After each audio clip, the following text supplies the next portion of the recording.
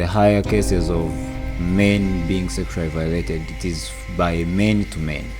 What? Yeah, we all know that when you're sexually violated, the law stipulates that you have to prove that case within 72 hours. So 72 hours is metaphorical. I view it as a prison, that you shouldn't put a limit of how and when someone can prove that they have been sexually violated. Especially like now for the men, where it's much harder to explain that yes, I was raped because of the social system we have. Well, you are there, you have been sexually violated, you have passed through this, but we are there too, and we have passed through it. We are not down. So you can also, heal again. Welcome to another amazing episode of The Author's Mind. In the studio with me today is Ankwasa Halod, a writer, poet, and social activist for gender-based violence. On top of all this amazing work, he is also the regional award winner for UNESCO Safer Campuses.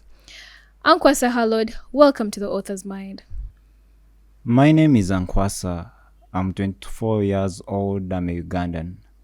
I have a secret I never tell to anybody, not even back home, so sit down, I tell you, please sit down, listen to my story. My name is Ankwasa. I was 15 years old, left home with a maid. Her name is Ninsima. She was that desirable type, so neat, her meals delicious, her love for the bottle so magnetic, never to separate. A nocturnal person, for she went clubbing when auntie was away and became the norm. I was 15 years old, left in the care of the maid whose little failings couldn't match her neatness. Her meals and care to my little cousin sis were all drawn to her, and only prayed to the skies her drinking won't get worse and complicate her health. It was a Friday night when she returned home, so high like Nimbus clouds. She spoke in undertones. She spoke of sex, a taboo topic due to age. She rebuked my ignorance and vowed to bring light in my dark, boiling life. She praised my handsomeness, whispered in my ears of the sweetness in sex, of the pleasure in it, of the enjoyment and all that I miss out. She sat naked on my laps, planted a kiss on my lips, moved my naive hands to her parts, to her warm parts, and sought to make a man of me.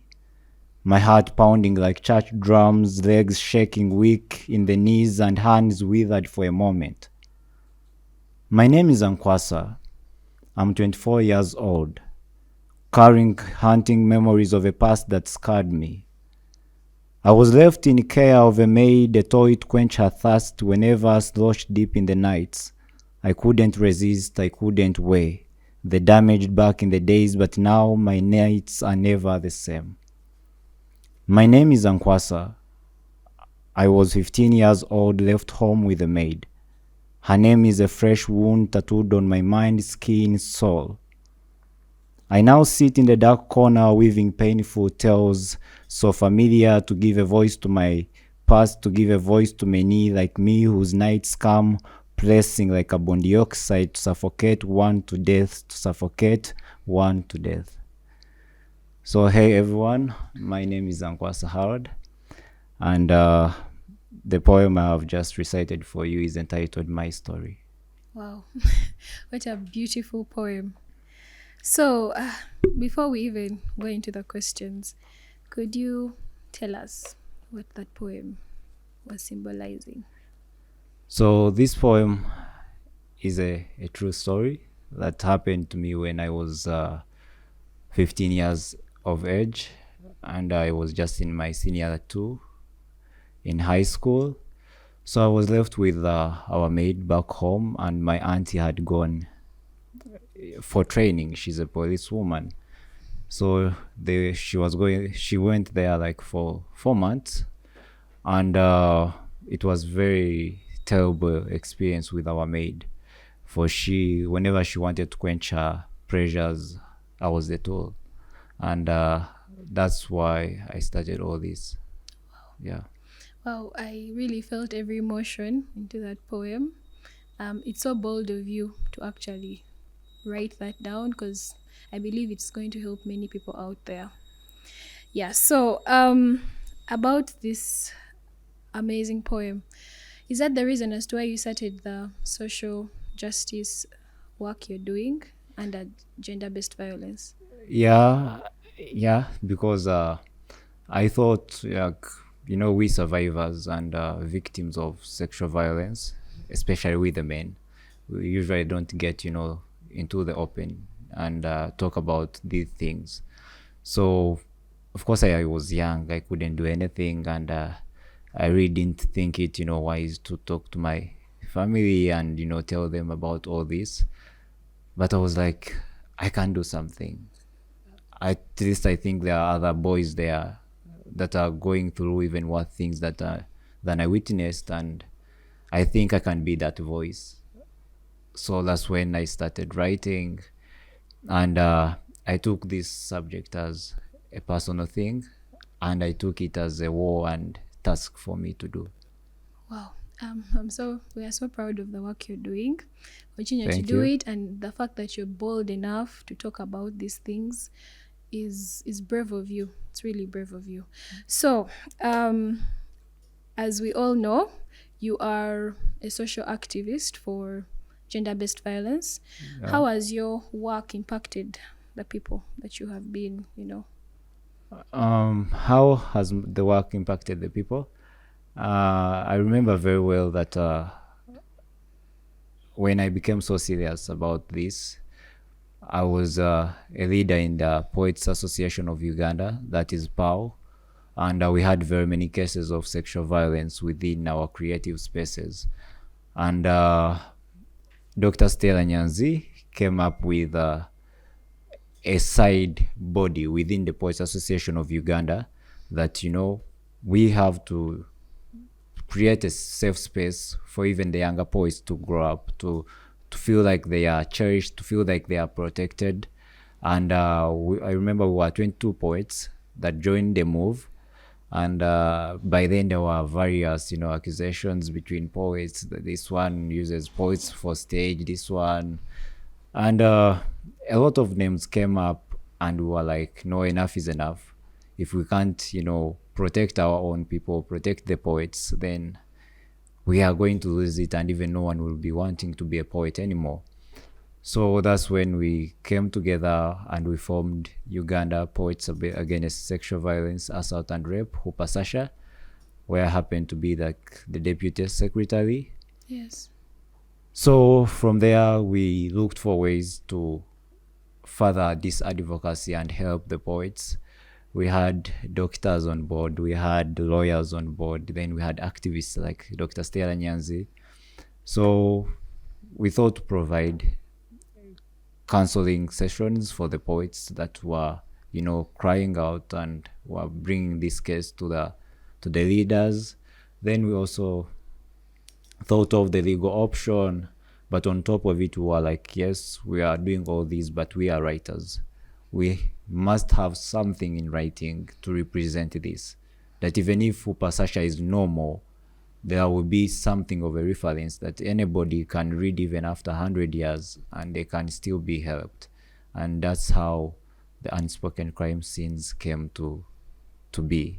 Yeah, it's a combination of all the poets who are for the same cause, or it's different causes. At first, we were 22 poets, but later on, there were some fights with amongst us, and Dr. Stella Nyanzi withdrew, and even other poets withdrew. Then I was left all alone. And to me, it was something that was so personal. I was talking about a story I know so well.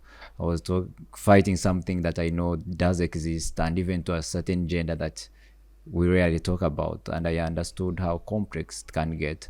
So they withdrew, and at the time they withdrew, we were collecting pieces already for the book, and we had made it just Ugandan. But after them withdrawing, I made it too personal. Then I also was like, no, we can't just limit our space like this. This is something that happens everywhere in the world.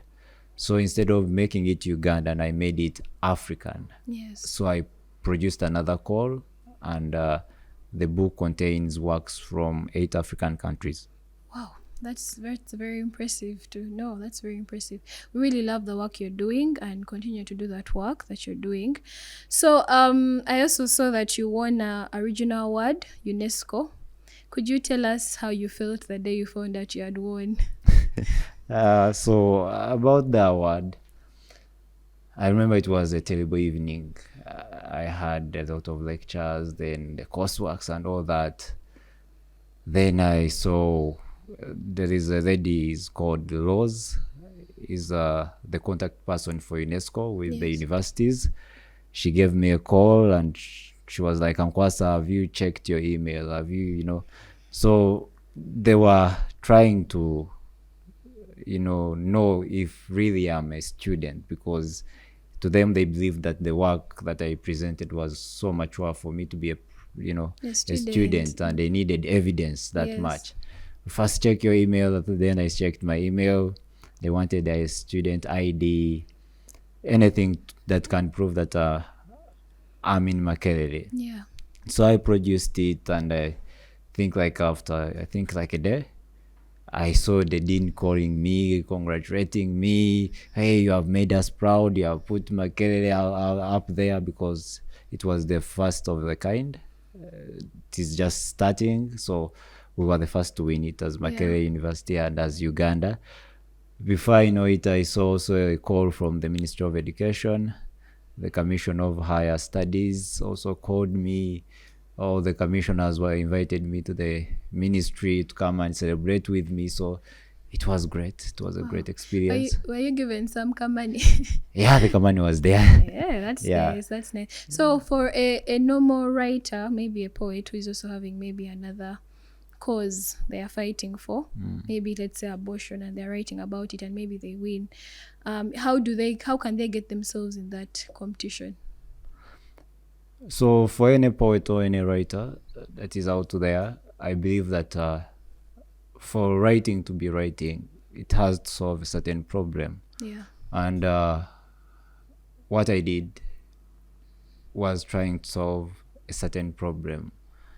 And even if you're writing about climate change, even if you're writing about cancer and everything, so long as you're writing about something that is trying to solve something, or can solve something, or can advocate, I think the sky is generally the limit, because there are very various avenues, grants and all that you can tap in. And So as long as you are a writer, you can qualify to be in this competition. So long as you're a writer, and either you're a professor, a doctor, or someone who is working in a Ugandan university or East African university, you can qualify to participate in the UNESCO Safer Campuses competition. Could you give us a little depth of what is the UNESCO Safer Campuses competition? So the UNESCO Safer Campuses competition is under the O3 Plus, and the O3 Plus is our lives. It was meant for the students themselves to own it. So it is our lives, O3 Plus, our lives. I've forgotten the other O's, but it is like student centered, and it was advocated by the French embassy, then there is the Swedish embassy, then the UNESCO and other partners. So what they do is that they support universities in East Africa and South Africa by setting up clubs of O3 Plus, and they are peer influencers. They are taught on various issues, how to act when you're like giving advice to someone who has trauma, because we know some people do drugs in schools, in high school or universities. Then we have those that are so much into sex and what, but we don't want them to get AIDS. So students there for students, so they keep putting up sessions, weekly sessions, like at Makerere Jinja campus they have weekly sessions, and they always talk about issues like hygiene, how to protect yourself, how to do what. So Safer Campuses is here to bridge that gap, that students may fear to go to the authorities, but if it is their students, fellow students in, those positions, they can easily share and get help. Then they have also introduced the Yamba app. It is an app on Play Store. Whenever you're sexually violated or you're abused, or maybe your lecturer is asking for a favor in form of sex, and this is an app, a free app that you can use to contact and get free health care. Yeah, when you go on that app, they can connect you with a specialist for free. Yeah. Then counseling and all that. Is it under the SRHR Alliance? Okay, the the objectives of SRHR. Yeah, they are much connected. All right, so it's under, is it like an NGO or it's a project? It is a project by UNESCO. Oh, okay. Yeah. Okay. So do you think this project has, helped many people, or it's still beginning and maybe there is some hope for it?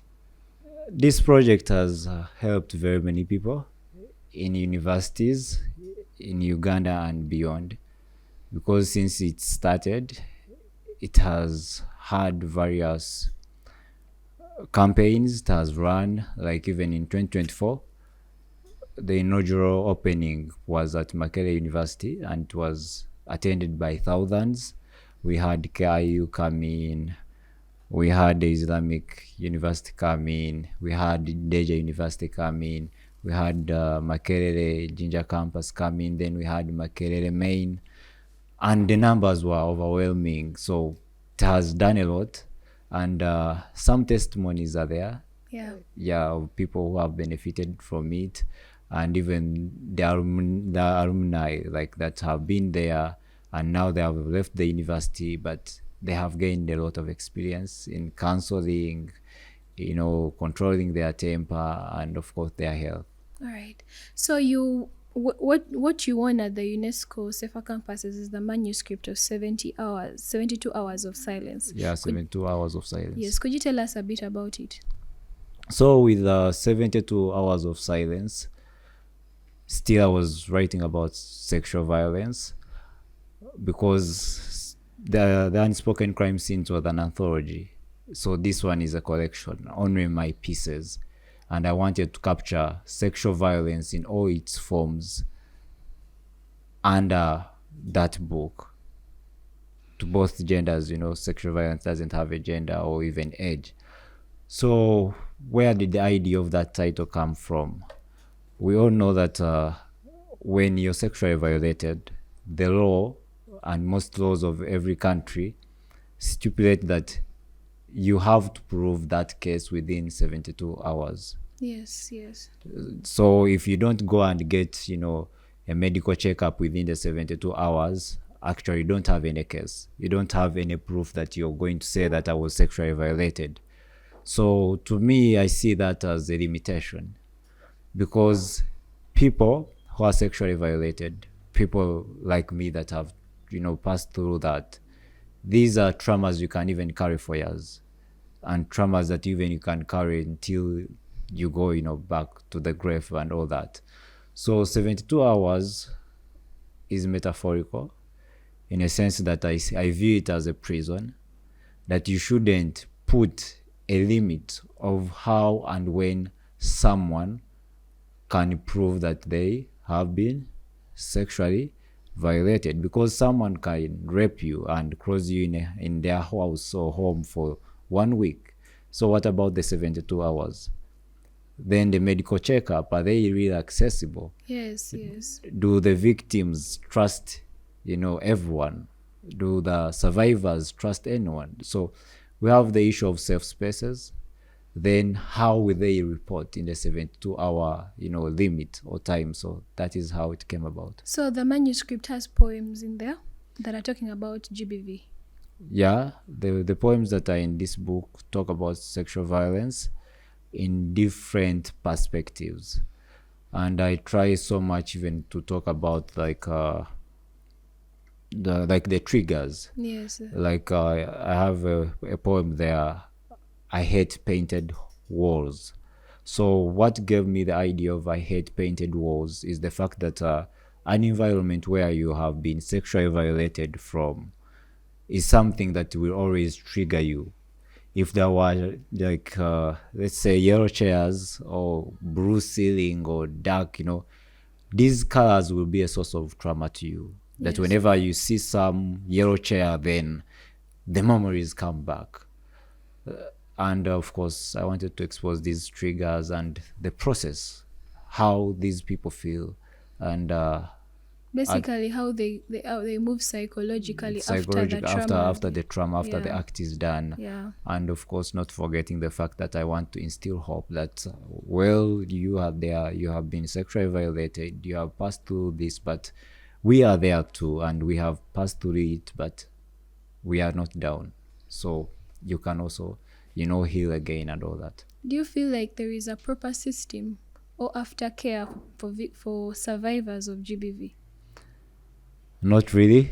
That's why in most spaces where we talk about this act, because this is a very complex issue that even in our parliament, we had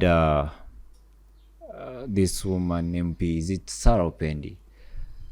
Sarah Opendi is the one who was heading WOPA, that Women Association of the Parliamentarians. Yes. And I was really disappointed in a statement that she made publicly, and was asking us, why do we need to regulate things that take place in people's bedrooms?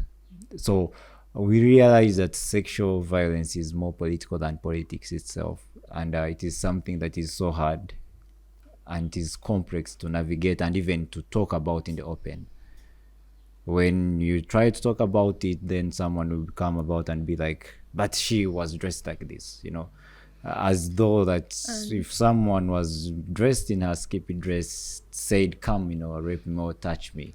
Especially like now for the men, where it's much harder to explain that yes, I was raped because of the social system we are having around. And when we talk about the men, we have even a very bigger challenge in Uganda. Yeah. Because in Uganda we are not allowed to talk about homosexuality and stuff like that. But the higher cases of men being sexually violated, it is by men to men. What? Yeah, by men to men, because I have been running online campaigns, as you saw, about sexual violence, and I always get these confessions. Even students at Makerere University, you visit a hall with your friend, and at the end of it, you're raped by a fellow boy. But how do you come out in Uganda to say, I was raped by a fellow boy?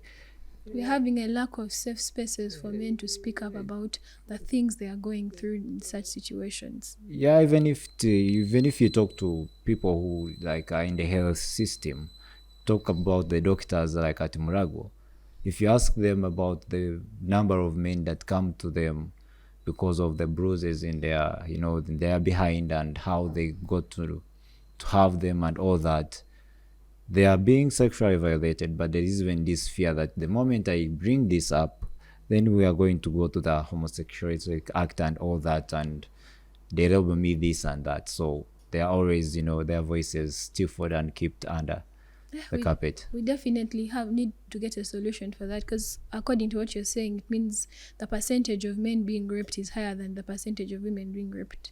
Men raping men. Yes. It is very high. Wow. Yeah. We need to do more in our activism work concerning this area. So what advice would you give to a young writer who is trying to make a difference with their story, just like you? The advice I can give to a young writer that is looking forward to make a difference is for them to be who they are. They should be them. They shouldn't do this trying to impress anybody. They shouldn't write their work trying to look that good, because we lose what we want to communicate in the norm of trying to appear good. Oh, have I put a metaphor here? Have I put personification here? Have I done this? Yeah. But they should just do their thing. It is the emotions you are speaking. It is your story you're telling. Be you, don't be limited by the language. Something you can't put in English, put it in your Uganda, put it in your Ruchiga. It will have some reader somewhere and it will make a difference. Yes, your story matters, like you said. Your story matters and the world needs to hear it. Never know, it will help someone else. Like, I believe your story is helping many men out there who are in silence. Yes, so how do you think your work is going to help your advocacy work in the future? The work you're doing now, how do you think it will affect your advocacy work in the future? I'm really grateful to my readers and Yes. the people that have for so many years have attended my advocacy sessions on Google Meet and all that. And I have had people come through from Kenya, students from Kenyatta University have been much, attending my sessions. Then in Uganda here, I have happened to be at spaces like MISA, Makerere Institute of Social Research, Kerere, and other art spaces. And I'm always glad that somehow, somewhere, I get a message like, Ankwasa, don't stop, don't do this. There is even when I sent in a cheeky message and I was like, I'm quitting. I wrote a poem entitled The Last Verse. Some people came in my inbox crying, like, what are you doing? Like, you had given us hope. You had given us, a reason to live, but how can you quit? You're just young. So it keeps me going. Yes. And I'm grateful. Please continue doing that work. We really need to keep fighting for anything concerning GBV. We need to fight against it. Our society needs to be free of it. So we are so grateful that as a writer, you've taken the opportunity to actually put all that in a book and write it down, to write down the raw pain that you went through that can, help another person out there. Yes. So do you have any final words for us? Anything you could leave us with today? What I will say is that carry on.